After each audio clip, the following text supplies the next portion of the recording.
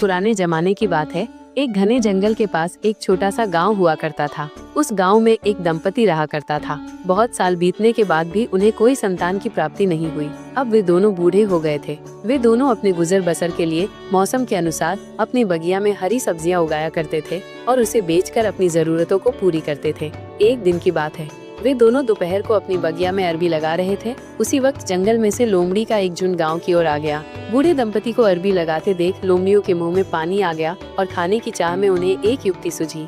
युक्ति के मुताबिक लोमड़ियों के झुंड में से एक लोमड़ी दोनों के पास गई और कहा, अरे दादा दादी, आप दोनों क्या लगा रहे हैं? बूढ़ा व्यक्ति झुककर अरबी लगाते हुए कहने लगा, हम अरबी लगा रहे हैं बच्चों। तभी दूसरी लोमड़ी उनके पास जाती हुई बोली, अरे दादा दादी, अरबी को ऐसे थोड़ी न लगाते हैं। बूढ़े व्यक्ति ने लोमड़ियों की तरफ नजर घुमाते हुए कहा, तो कैसे लगाते हैं बच्चों? हम तो बरसों से इसी तरह लगाते आ रहे हैं। तीसरी लोमड़ी आगे आते हुए बोली, हम सिखा देंगे दादा दादी जी अरबी लगाने का नया तरीका, जिस तरीके से लगाने पर अगले दिन ही अरबी के पत्ते निकल आते हैं और कुछ ही दिनों में अरबी का पौधा बड़ा हो जाता है। कैसा तरीका है ये? हमने तो ऐसे तरीके के बारे में अभी तक कभी कुछ सुना नहीं। बताओ तो बच्चों, ये कैसा तरीका है? हम भी तो आजमा कर देखें। दोनों ने एक साथ कहा। लोमड़ी के सरदार ने कहा, तो हमारी बात को ध्यान से सुनो दादा दादी। सबसे पहले अरबी को एक पतीले में रखकर उसे अच्छी तरह से उबाल लेना। उसके बाद एक एक करके अरबी को केले के कोमल पत्तों से लपेटकर जमीन पर गाड़ देना। फिर देखना अगले दिन कैसे अरबी में से पत्तियां निकल आएंगी।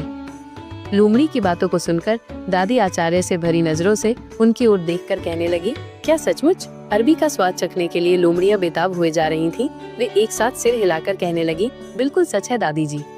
बूढ़े दंपति ने लोमड़ियों की बात को सच मान ली। वे दोनों अरबी को उबालने के लिए तैयार हो गए। उन्होंने बची हुई अरबी को समेटने के साथ साथ जमीन पर लगाई गई अरबी को भी खोद कर निकाल लिया और उन्हें लेकर दोनों घर वापस आ गए।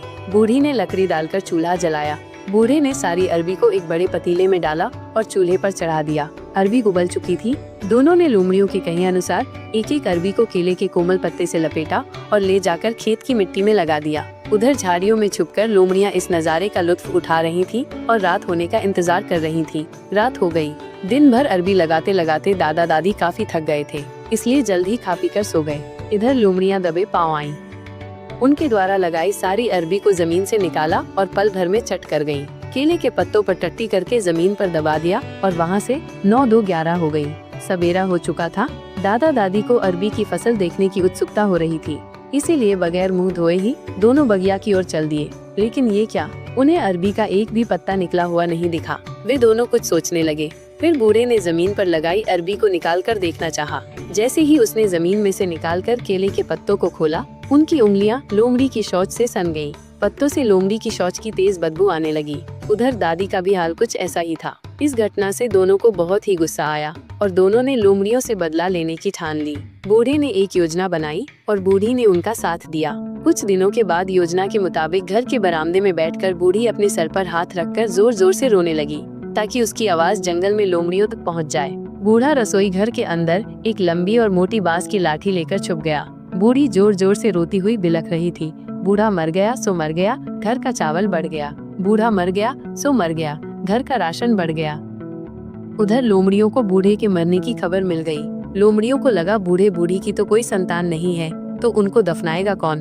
बहुत दिनों के बाद आदमी का मांस खाने को मिलेगा। ये सोचते हैं वे लोग बूढ़ा बूढ़ी के घर की ओर दौड़े पड़े। बूढ़ी को रोता देख सहानुभूति जताते हुए एक लोमड़ी कहने लगी, मत रो दादी, चुप हो जाओ। हम हैं ने दादी, हम दफनाएंगे दादाजी के शव को। वैसे दादाजी का शव कहाँ है? तुम सिर्फ इतना बता दो। दादी ने अपनी तर्जनी उंगली से रसोई घर की तरफ इशारा किया। जब एक एक करके लोमड़ियां रसोई घर के अंदर जाने लगी, तो वो और ऊंची आवाज में रो रो के गाना गाने लगी। एक अंदर गया बूढ़ा, अब दूसरा भी अंदर गया बूढ़ा, अब तीसरा भी अंदर गया बूढ़ा, अब सारे अंदर हैं बूढ़े। सारी लोमड़ियों के अंदर आ जाने के बाद दरवाजे के पीछे लाठी लेकर छिपे बूढ़े ने झट से दरवाजा बंद कर दिया और लाठी उठाकर लोमड़ियों पर ताबड़तोड़ प्रहार करने लगा। हमला इतना अचानक हुआ कि लोमड़ियां संभल नहीं पाईं और मार खाते खाते वहीं ढेर हो गई। बूढ़ा सभी लोमड़ियों को मरा हुआ देख रसोई घर से बाहर निकला और चैन की सांस लेते हुए बरामदे में बूढ़ी के पास आकर बैठ गया। तभी एक लोमड़ी, जो कि डर के मारे चूल्हे में रखे बड़ी कढ़ाई के अंदर छुपी हुई थी, मौका देखकर वो अपना काला मुंह लेकर रसोई घर से निकली और जंगल की ओर दुम दबाकर भाग गई। तभी से लोमड़ियों के मुंह में काला दाग है। तो कैसी लगी आपको ये कहानी?